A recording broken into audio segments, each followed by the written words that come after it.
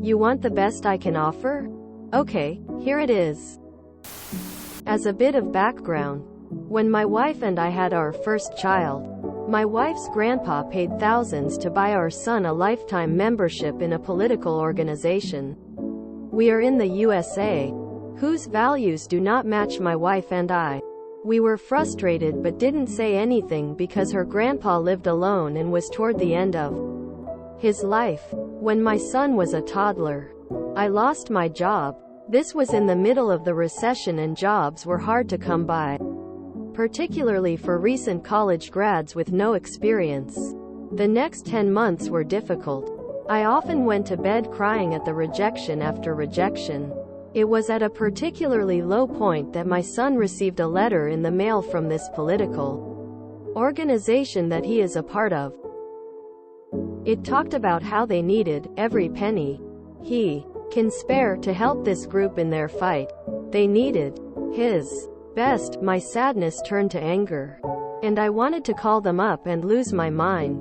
Instead, I decided to maliciously comply. My toddler son had no money, but he could scribble on a piece of paper. He scribbled in various colors on a piece of paper. I wrote a note on the back saying that when you hit up a toddler for money, this is the best he could do, and I sarcastically told them I hoped it helped in their fight. I put it in the envelope they had enclosed, attached that envelope to a rock so that they had to pay extra postage, and sent it back. It makes me happy to think they lost money on hitting him up. I'm surprised they had postage-paid envelopes. Smiley face. I wonder how long that will last.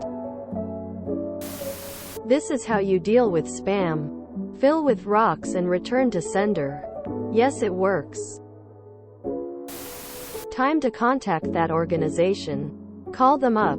Tell them you're moving and are worried about other people messing with the account and trying to change things without your authorization.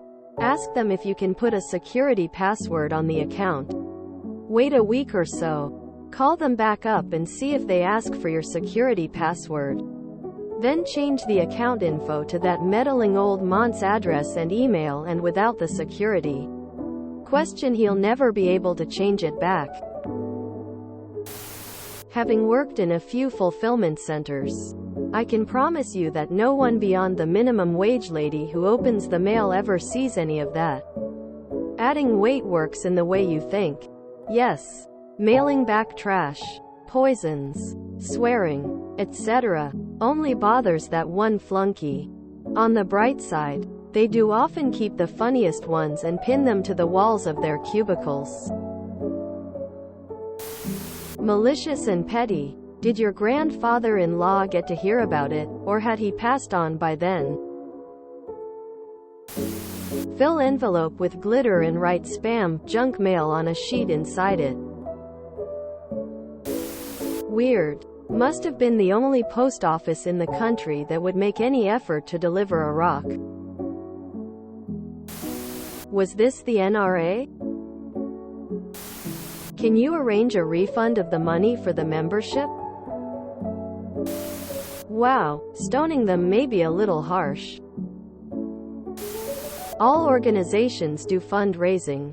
The political organizations tend to be the most aggressive and fear-mongering. If you can't afford to donate, they do understand. There's no need to take it personally or be vindictive. If you enjoyed this video, please check out our playlists full of similar content. Epicaricast is like doom scrolling for your ears. Please like, share, and subscribe.